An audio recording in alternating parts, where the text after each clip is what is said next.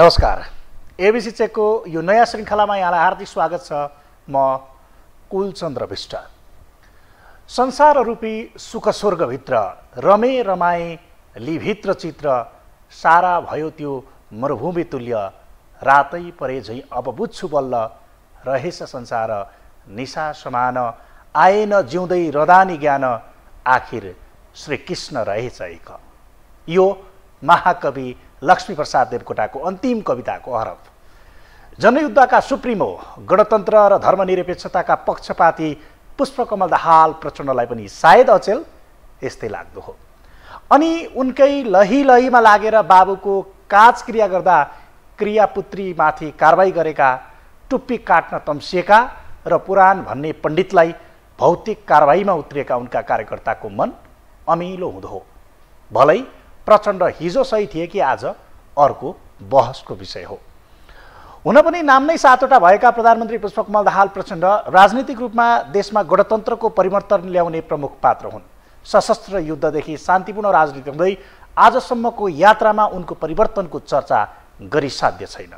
उनले यसलाई आफ्नो लचकता र बहुआयामिक राजनीतिक व्यक्तित्वको संज्ञा दिँदा दोहोरो चरित्रका रूपमा व्याख्या गर्नेहरूको पनि कमी छैन। यसैको परिणाम शान्तिपूर्ण राजनीतिमा पदार्पण भएको केही वर्षमै उनी परिवर्तन भएको र मुद्दा छाडेको भन्दै मोहन वैद्य र नेत्रविक्रम चन्द विप्लवले पार्टी नै छाडे। राजनीतिमा ढुलमुले चरित्रको उपमा बोकेका प्रचण्ड काङ्ग्रेससँगको गठबन्धनमा सत्ता यात्रा गर्दा नै आलोचित बने। तर निकै जनयुद्धको रापतापमा रहेका उनले त्यति बेला एकातर्फ देश नै कब्जा गर्न खोज्ने र अर्कातर्फ अरूसँग मिलेर जाने दोहोरो चरित्र पनि देखाएकी हुन्। यही बीचमा माओवादीको एजेन्डाको एज नै सकिएको भन्दै उनकै सहयात्री डाक्टर बाबुराम भट्टराईले फरक बाटोमा अघि बढे, जसलाई वैकल्पिक राजनीति भनेका उनी समेत पतन भएर प्रचण्डकै लाइनमा आउँदा अहिले भारत गएपछि प्रचण्डको परिवर्तनलाई उनले समेत पचाउन गाह्रो परेको छ। जसले आफ्नो क्षेत्र नै त्याग गर्यो उसका लागि समेत यो अपाच्य भन्दा अरूले आलोचना गर्नुलाई अस्वाभाविक मान्न पनि सकिँदैन। यद्यपि पटक पटक पार्टी नेताकै कारण जनतासँग जोडिन नसकेको स्वीकार गर्दै प्रचण्ड पार्टीको रिब्रान्डिङ हुनुपर्ने पक्षमै छन्। तर परिवर्तनका लागि भारतको उज्जैनमा गेरु वस्त्र धारण गर्दै त्यसको सुरुवात गर्लान् भन्ने विश्वास भने आम मानिसमा सायदै थियो। त्यसपछि नेपाल फर्किएको एक हप्ता नबित्दै खप्तडमा गएर योग र पूर्वीय दर्शनको भाषणपछि मन्त्रीसहित पशुपति छिरेर चन्दनको टीकासहित बाहिर ननिस्कँदै एक थरी समर्थन र अर्कातर्फ आलोचनामा उत्रिएका छन्। जसले यति बेला राष्ट्र राजनीतिमा पूर्व पहिचानको मुद्दा प्रचण्डले बोकेको आरोप एमाले लगाउँदा केन्द्रमा भने आफ्नो हिन्दुत्वको एजेन्डा पाखण्डका रूपमा प्रयोग भएको आरोप राप्रपाले लगाइरहेको छ। यसै त बहुरूपी क्षमता र तत्कालीन समस्याका समाधानका लागि माहिर मानिने उनी आफ्नो कौशलताको प्रदर्शनमा थप हौसिएको देखिन्छ। जुन सत्ता सहजताका लागि भिडेर भन्दा देखावटी नै सही गिरेरै भए पनि विपक्षी र फरक धारको मुख बन्द गर्ने प्रचण्डको रणनीतिकै नयाँ रूपको अध्यायका रूपमा हेरिएको हो। हुन त प्रधानमन्त्री बन्न सत्ता समीकरणमा देउवा र ओली दुवैलाई धोका दिए तापनि धोकेबाज भने ओली देउवा नै साबित भए। उनीहरूले नै अहिले प्रचण्डलाई काँध हालिराख्दा भारत रिजाउन गेरु वस्त्र र पार्टीभित्रै हिन्दुत्वको ज्ञापन पत्र बुझेका प्रचण्डलाई राप्रपाले हिन्दू धर्म बोक्न तयार भएको हो भनेर प्रश्न तिर्स्याएको छ। यो परिस्थितिमा प्रचण्डका आगामी मुभ के? दौरा सुरुवालदेखि गेरु वस्त्रसम्मको अवतार नक्कली कि सक्कली? माओवादीको धारमाथि प्रश्न उठ्दा प्रचण्डको यो रूपको सङ्केत के? उनका लागि यो बाध्यता कि कसै गरे सत्तामा रहने आकाङ्क्षाको उपज? राजनीतिक परिवर्तनका लागि सांस्कृतिक विद्रोहका वकालत गर्दा प्रचण्ड यति बेला सांस्कृतिक विद्रोह त गर्दै छैनन्। त्यसो भए प्रचण्ड हिजो ठिक कि आज ठिक? आउनुहोस् प्रसङ्ग जोडौँ प्रचण्डको परिवर्तनको पछिल्लो अध्यायबाट।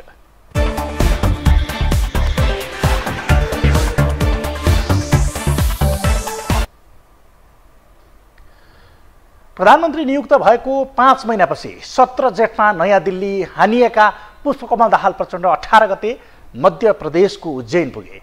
त्यहाँ पुगेर महाकालेश्वर मन्दिरमा पूजा अर्चना गरेका उनको त्यहाँ लगाएको गेरु वस्त्र आलोचनाको केन्द्र बन्यो। विपक्षी दलले मात्र नभएर स्वयं माओवादी केन्द्रकै नेता कार्यकर्ताले प्रचण्डको आलोचना गर्दा पूर्व प्रधानमन्त्री तथा प्रचण्डका पुराना सहयोद्धा बाबुराम भट्टराईले व्यङ्ग्यात्मक कार्टुन समेत सेयर गरेर असहमति जनाए। राप्रपाका नेताहरूले परिवर्तन सकारात्मक रूपमा लिनुपर्ने भन्दै प्रचण्डको आवरणलाई व्यङ्ग्यात्मक प्रशंसा गर्दा उनी प्रष्टोक्ति नै दिन बाध्य बने। धर्मनिरपेक्षतालाई एजेन्डा बनाएर गरेको सशस्त्र विद्रोह र धार्मिक कार्यमाथि माओवादीले गरेको अत्याचार विरुद्ध प्रचण्डको यो रूपलाई उनको विचारको पतनसँग जोड्नेहरू बढ्दा उनले यसलाई प्रोटोकलको रूपमा अर्थ्याए। आफूले त्यसो नगरे भारतका करोडौँ जनताको मनमा चिसो पस्ने उनको तर्क थियो। यद्यपि उज्जैन यात्रामा फेरिएको नास्तिक कट्टर कम्युनिस्ट क्रान्तिकारी धर्मनिरपेक्षताका प्रवर्तक प्रचण्डको गेरु वस्त्रको अवतार र असजिलो भावमा पूजा आरती गर्दै गर्दा त्यो महाकालेश्वरप्रतिको भक्तिभाव थियो कि विदेशी प्रभुको आज्ञापालन भन्ने प्रश्न समेत यसमा जोडिएको छ। भलै यो धर्मनिरपेक्षताकै एउटा प्रयास हो भनेर पुष्पकमल दाहाल प्रचण्ड अर्थात् प्रधानमन्त्रीले प्रस्ट्याएका छन्। म वास्तवमा मनैले धर्मनिरपेक्षतावादी हो। धर्मनिरपेक्ष भनेको धर्म विरोधी भन्ने होइन नि। सबै धर्मलाई समान व्यवहार गर्ने र राज्यले कुनैलाई काखा पाखा नगरोस् भन्ने हो। आफू धर्मनिरपेक्षतावादी भएको नाताले मैले हिन्दू, मुस्लिम, बुद्धिस्ट, क्रिस्चियन सबै धर्मावलम्बीहरूप्रति समान व्यवहार गर्नुपर्छ। अब त्यहाँ गइसकेपछि हुन त मलाई त यो क्या मसँग हुने सेक्युरिटीले सकेसम्म चाहिँ यो गेरु वस्त्र नलाउन पाए हुन्थ्यो भनेर निकै बल गर्नुभयो। तर त्यहाँ त्यो महाकालेश्वरको के रहेछ भने मुख्य अतिथिले चाहिँ त्यो लाउनै पर्ने प्रोटोकल रहेछ क्या। त्यो प्रोटोकल मिच्न पर्ने। अब प्रोटोकल मिचेर भयो भने मलाई लाउन नदिनुहोस् भन्दाखेरि के हुने भयो, भारतका करोडौँ चाहिँ जनताको मनमा चाहिँ चिसो बस्ने भयो नेपालप्रति र नेपालको प्रधानमन्त्रीप्रति। त्यो देशलाई फाइदा हुन्थ्यो त त्यो म लाउनु भनेर भन्यो भने के हुन्थ्यो, 1 अरब मान्छेको मनमा चिसो पस्थ्यो। यो नेपालीहरूले के हो यो नेपाल सरकार भन्थे। अब म सहज ढङ्गले गर्दाखेरि के हो सबै खुसी। यहाँ एक थरी साथीहरूलाई के यो विचित्र देख्नु पर्यो भन्ने लाज लाग्यो। त्यो नि मैले हेरेको छु। अब कति बेला फेरि यो गेरु वस्त्र जिन्दगी लाएर अब कमान्डो लिएर हिँड्दै हुन्थ्यो प्रचण्ड, त्यसो भएपछि ढुक्कै हुन्थ्यो भन्ने पनि कति बेला लागेको होला। म कमान्डो लिएर हिँड्नेवाला पनि होइन, म गेरु वस्त्र सधैँ लाएर हिँड्नेवाला पनि होइन, मुस्लिम टोपी लाएर सधैँ हिँड्नेवाला पनि होइन, क्रिस्चियनहरूको चाहिँ पनि सधैँ गर्ने पनि होइन। त्यहाँदेखि यसलाई त हामीले एउटा सांस्कृतिक कूटनीतिको रूपमा किन नबुझ्ने। नेपालको बृहत्तर हितमा यसलाई सदुपयोग गर्न खोजेको प्रधानमन्त्रीले एउटा नयाँ पहल लियो भनेर पो बुझ्दिन पर्छ र।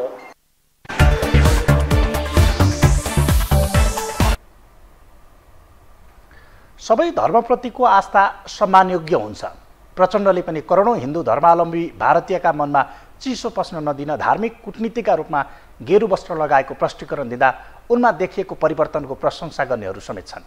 तर आश्चर्यजनक परिवर्तनकै कारण उनको वैचारिक धरातल र विगतभन्दा विरोधाभासपूर्ण देखिएको दृश्यले विभिन्न प्रश्न उब्जाएका छन्, जसले गेरु वस्त्रको विषय यति उचालियो कि उनले नेपालको पशुपति कहिले दर्शन गर्छन् भन्ने समेत प्रश्न उठे, जसको उद्देश्य उनको परिवर्तनभन्दा उनको वास्तविकता परीक्षण रहँदा उनले शनिबार मात्रै पशुपतिनाथको दर्शन गरे। यसको साङ्केतिक उत्तर दिएका छन् उनले यो दर्शनबाट, जहाँ यो दर्शनलाई चारधाम वा अन्य कुनै ठुलो तीर्थस्थलबाट आएपछि त्यहाँबाट ल्याएको जल तथा प्रसाद पशुपतिनाथमा ल्याएर चढाउनु पर्छ भन्ने मान्यता बमोजिम भारत भ्रमणका क्रममा उज्जैन स्थित ज्योतिर्लिङ्ग महाकालेश्वरबाट ल्याएको जल पशुपतिनाथमा चढाउन प्रचण्ड गएको भन्दै प्रष्टीकरण दिइएको छ। त्यसो भए मन्त्री नै बोकेर किन जानु पर्यो भन्ने अर्को प्रश्न उठ्दा उनीहरूले पशुपतिनाथमा गरेको पूजा अर्चनालाई लिएर कतिपय व्यक्तिहरूले आलोचना गरिरहेका छन्। त्यसरी आलोचना गर्नेमा प्रचण्डका सशस्त्र द्वन्द्वकालीन सहयात्री समेत रहेका पूर्व प्रधानमन्त्री बाबुराम भट्टराई समेत रहेका छन्, जुन कुरा मैले अघि पनि दोहोऱ्याएँ। जहाँ राजाको एजेन्डा दुर्गा प्रसाईले बोकेपछि हिन्दुत्वको मुद्दा पनि कतै प्रचण्डले पो बोकेका हुन् कि भन्ने आशंका रहेको राप्रपाले समेत त्यसलाई देखावटी भनेको छ। देशको प्रधानमन्त्री, मन्त्री र प्रतिनिधिले हिन्दू राष्ट्रको मुद्दालाई अन्तर्हृदयबाट नै स्वीकार गरेको भए स्वागत योग्य रहेको बताएका राप्रपा अध्यक्ष राजेन्द्र लिङदेनले प्रधानमन्त्रीले पशुपतिनाथको दर्शन गर्नुको रहस्य राप्रपाले हिन्दू राष्ट्र बनाउनका लागि ल्याएको प्रस्तावबाट पत्ता लाग्ने समेत बताएका छन्। अर्थात् एउटाले धर्मको राजनीति गर्यो भनेर जसले आरोप खेपिरहेको छ उसले अर्काले धर्मको राजनीति गर्दैछ, त्यो धर्म देखावटी रूपमा देखाइएको हो भनेर अर्को आक्षेप अर्को पक्षमाथि लागेको छ अथवा लगाएको छ। बिल्कुल वाहियात कुरा हो त्यो। हामी अत्यन्त खुसी हुन्छौँ कि यो देशले, देशको प्रधानमन्त्रीले, मन्त्रीले, अन्य राजनीतिक दलहरूले हिन्दू राष्ट्रको मुद्दा, हिन्दुत्वको मुद्दालाई स्वीकार गर्नुभयो भने त्योभन्दा खुसीको विषय हाम्रो लागि हुनै सक्दैन। तर नक्कली भयो भने, त्यो देखाउनको लागि भयो भने, त्यो कसैलाई चित्त बुझाउनको लागि भयो भने त्यो चाहिँ दुर्भाग्यपूर्ण कुरा हुन्छ। यो एजेन्डा हामीले जुन बोकेको छौँ त्यो हाम्रो एजेन्डा होइन, देशको एजेन्डा हो र देश यो बाटोमा आउनुपर्छ, सबै राजनीतिक दलहरू आउनुपर्नेछ भन्ने हाम्रो मान्यता हो। हामीले धर्मको राजनीति गरेको होइन, हामीले धर्मको आधारमा अथवा हिन्दू राष्ट्रको कुरा गरेर हाम्रो भोट पर्छ, हामीले चुनाव जित्न सक्छौँ भनेर भनेकै होइन भन्ने कुरा त तपाईँहरूले हामीले कुन बेला यो मुद्दा समायौँ त्यो कुरा तपाईँहरूले हेर्नुपर्ने हुन्छ र त्यसतर्फ फर्किन जरुरी हुन्छ। मैले अघि पनि भने 62-63 को राजनीतिक परिवर्तन पछि लगत्तै हामीले जुन बेला देशमा धर्मनिरपेक्षता घोषणा भयो हामीले नेपाल हिन्दू राष्ट्र हुनुपर्छ भनेर हिँड्यौँ। हामीले हिन्दू राष्ट्रको कुरा गरेको केवल पूजा आराधना मात्र होइन, त्यो एउटा पार्ट हो होइन, यो एउटा अङ्ग हो। अब तपाईँले ठिकै भन्नुभयो, अब उपयुक्त समयमा राष्ट्रिय प्रजातन्त्र पार्टीले यहाँ संविधान संशोधनको प्रस्ताव ल्याउँछ, त्यसबेला प्रधानमन्त्रीको अग्नि परीक्षा हुन्छ।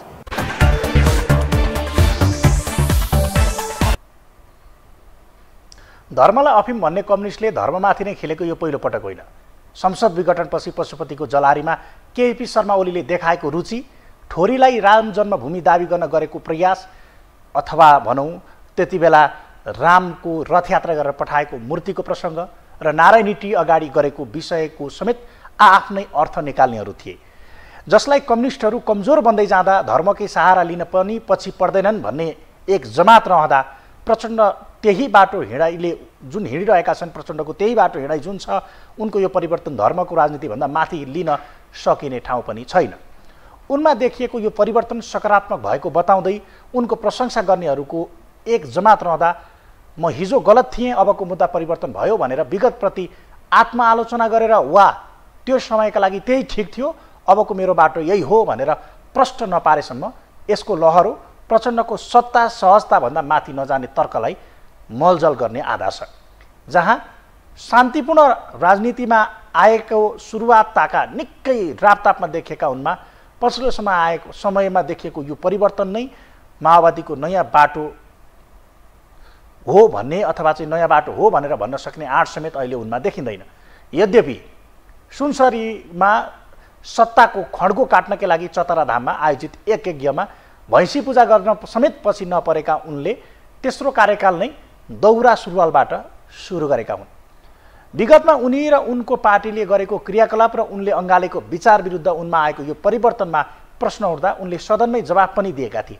पछिल्ला दिनहरूमा समेत उनलाई फेरिएको पोसाकलाई लिएर सदनमै समेत व्यङ्ग्य गर्न विपक्षी सांसदहरू लागि परिरहेको अवस्था छ। अर्थात् उनको यो परिवर्तन भैँसी पूजाबाट आउँदै गर्दा केवल मन्दिर दर्शन गेरु वस्त्रमा मात्र छैन, उनले लगाउने यो दौरा सुरुवाल अथवा उनीहरूले भन्ने हिजोका रूपमा महेन्द्रवाद अथवा महेन्द्रवादको नस्लीय पोसाक जुन उनीहरूको तर्क थियो त्यसमा पनि परिवर्तन गरेर त्यसलाई एक्सेप्ट गरेर सबैले चित्त बुझाउँछन् भने म लगाइदिन्छु भन्नेसम्मको उनको बाटो छ, जसलाई प्रतिपक्षीहरूले बेला बेला चस्स घोषिरहन्छन्।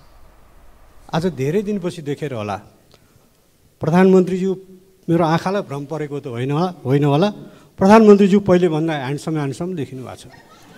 के भन्नुभयो? झन् दौरा सुरुवाल लाएर आउनु भएको छ, खाइलाग्दो पनि देखिनु भएको छ। कामना छ प्रधानमन्त्रीज्यू जति खाइलाग्दो देखिनु भएको छ, नेपाली जनता पनि छिटै नै त्यस्तै खाइलाग्दो देखिउन्।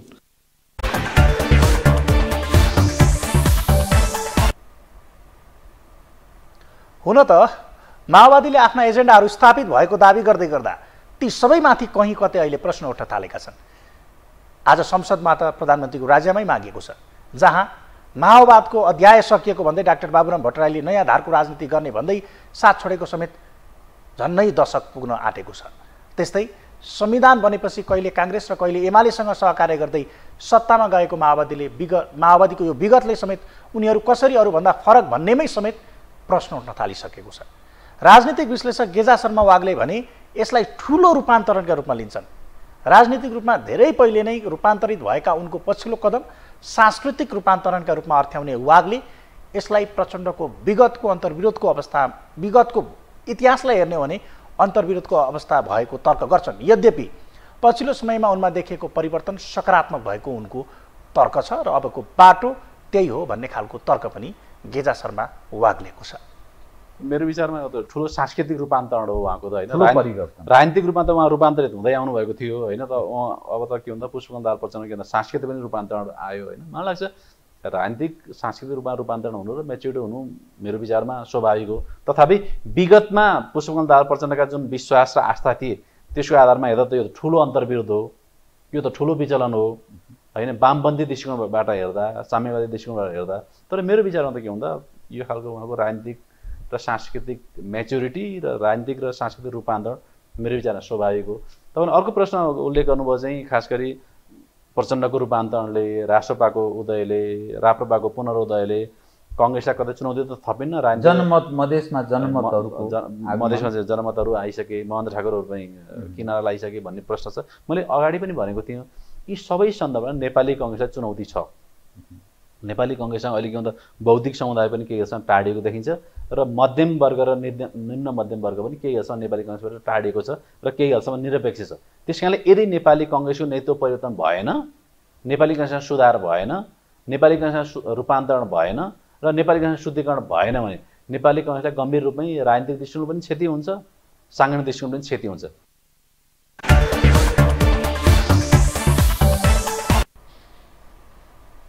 प्रचण्डमा देखेका यी सारा परिवर्तन र विश्लेषकहरूका सबै कुरा हेर्ने हो भने प्रचण्ड पछिल्लो अवस्थामा ढुलमुले भन्दा माथि पुगेर छेपारेमा रूपान्तरण भइसकेका छन्, जहाँ पछिल्लो राजनीतिक धरातलले पनि उनलाई त्यो जे गर्न पनि बाध्य बनाइरहेको छ।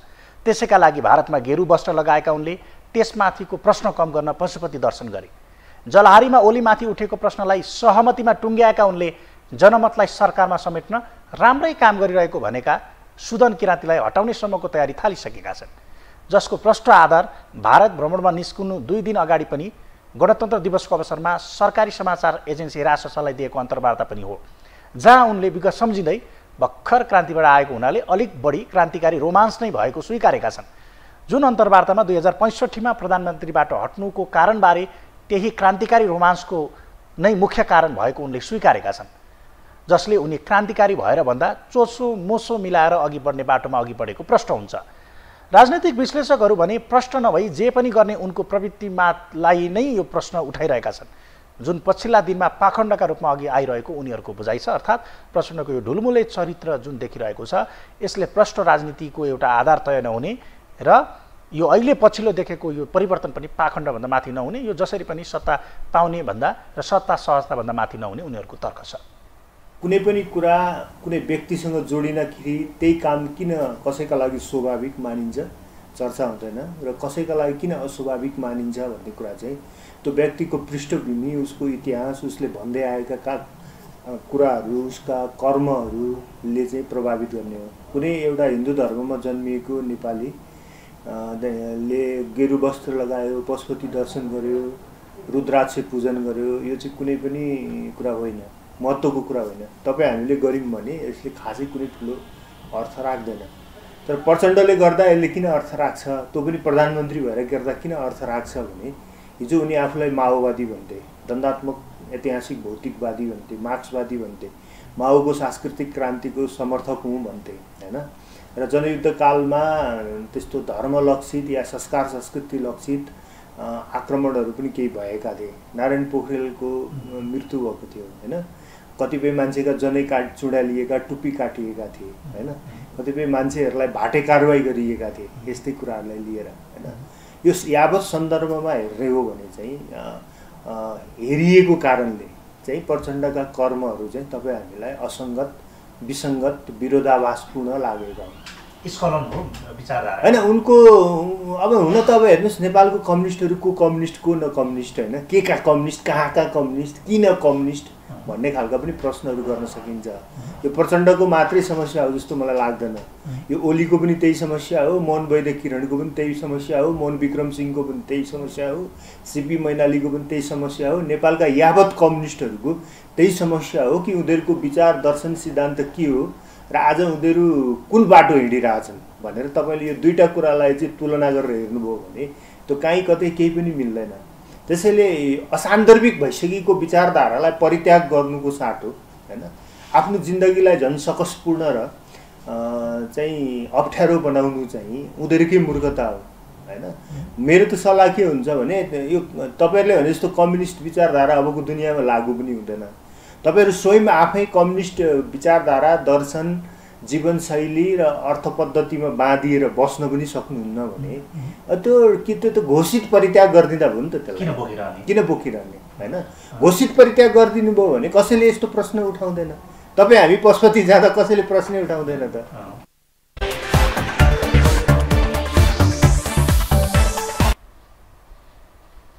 उनी अहिले यही रणनीतिकै कारण कहिले काङ्ग्रेस जस्तो, कहिले कम्युनिस्ट र कहिले राप्रपा जस्तो माओवादी देखिँदा राष्ट्रपाले माओवादीको मुद्दा बोकेर उलार ल्याएको भन्दै राप्रपाको बाटोमा हिँड्ने प्रचण्डको रणनीति नै अचम्मको छ। यद्यपि उनको यही रणनीतिले प्रतिपक्षका मुद्दा सकिएका जस्ता देखेका छन् भने उठाउने प्रश्नहरू केवल विरोधका लागि विरोध बनेका छन्।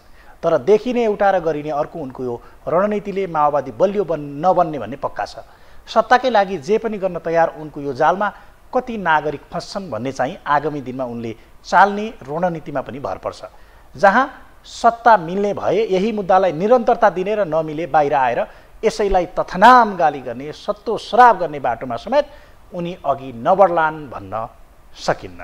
हवस् त, एबिसी चेकको आजको यो श्रृङ्खला यति नै। अर्को श्रृङ्खलामा फरक विषयवस्तुका साथ उपस्थित हुनेछौँ। तबसम्मका लागि आज्ञा दिनुहोस्। नमस्कार।